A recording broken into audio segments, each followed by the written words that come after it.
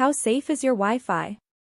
Let's test your cybersecurity knowledge with 10 rapid-fire questions on wireless attacks. Count your score.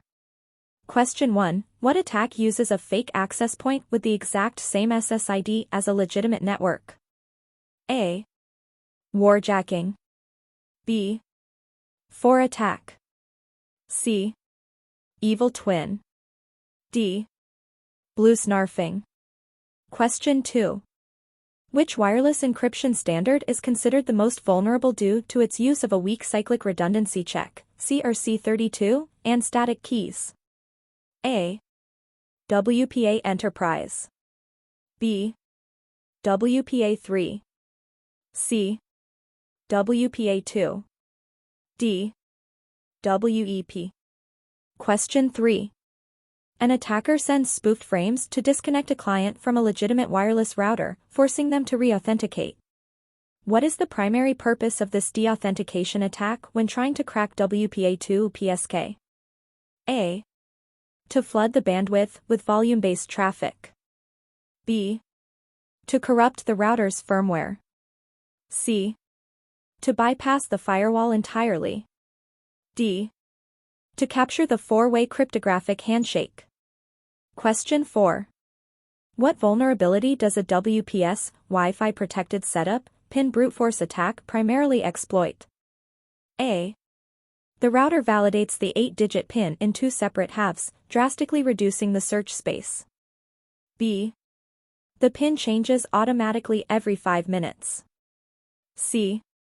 It relies entirely on open, unencrypted channels. D. WPS protocols do not require an IP address to communicate. Question 5.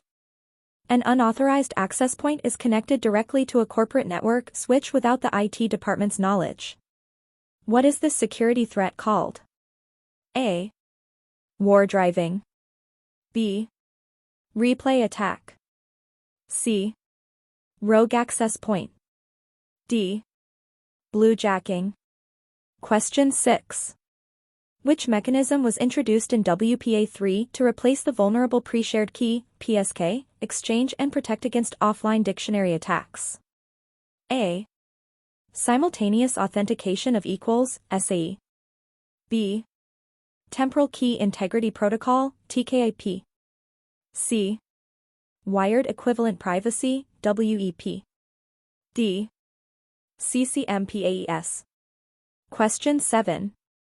An attacker uses a high-gain directional antenna while driving around a commercial district to map out unprotected and poorly secured corporate Wi-Fi networks. What is this activity called? A. Evil twin deployment. B. Jamming. C. Bluesnarfing. D. Wardriving. Question 8. How does a wireless jamming attack disrupt a local area network? A. By injecting malicious code into the router's web portal. B. By poisoning the local ARP cache of connected clients. C.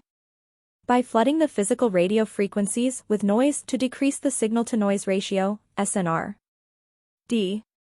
By intercepting and modifying packets midair. Question 9. Which Bluetooth attack involves sending unauthorized, unsolicited short text messages to nearby discoverable devices without stealing any data? A. Bluejacking. B. Bluesnarfing. C. Replay hijacking. D. Bluebugging. Question 10. An attacker executes a downgrade attack against a wireless client. What is the objective of this technique? A. To upgrade the firmware to a beta version with debugging features enabled. B. To force the client and access point to fall back to a weaker, easily cracked security protocol like WEP. C. To switch the connection from a 5 GHz band to a slower 2.4 GHz band strictly for bandwidth restriction. D. To physical damage the wireless network interface card hardware. How many did you get right? Drop your score in the comments.